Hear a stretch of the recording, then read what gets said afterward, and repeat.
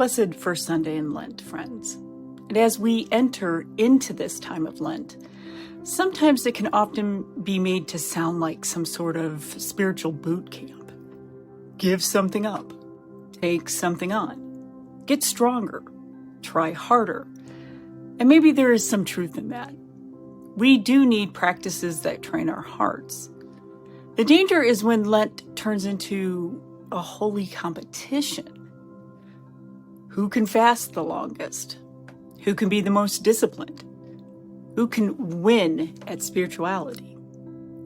Matthew tells us that after 40 days and 40 nights of fasting, Jesus is famished. The number 40 is really just pointing out it takes as long as it takes. Jesus is not at his best. He is worn out, hungry, lonely, scraped thin.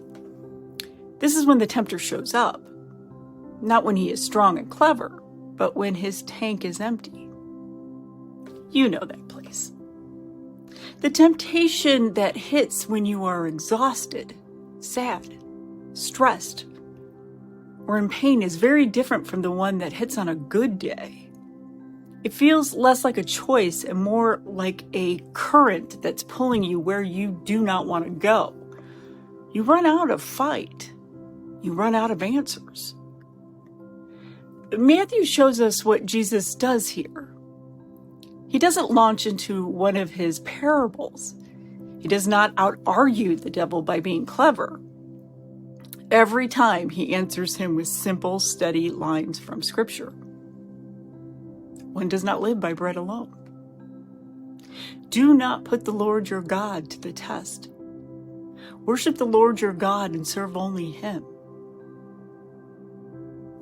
In other words, Jesus is hanging on to the Father when he has nothing left. He is letting the Father's words carry him when his own strength is gone. The victory in the wilderness is not a triumph of spiritual muscles. It is the fruit of surrender.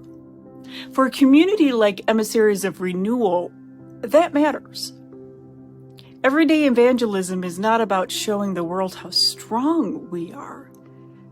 It is about being honest that we are often empty, tempted, and tired, and that even there, God's love holds. Radical hospitality includes making room for people who feel like failures spiritually,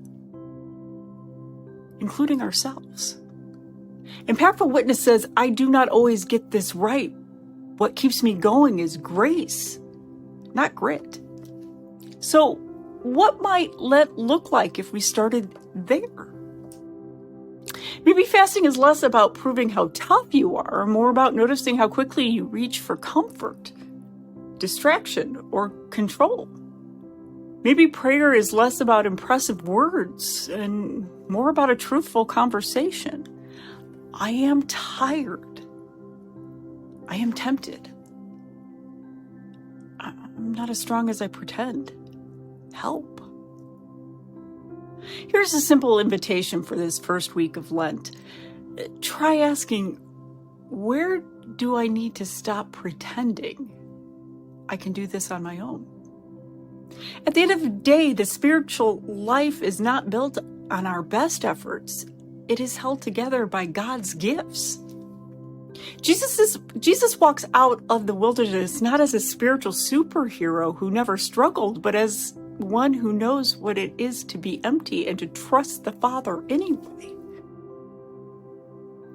That is very good news for people like us.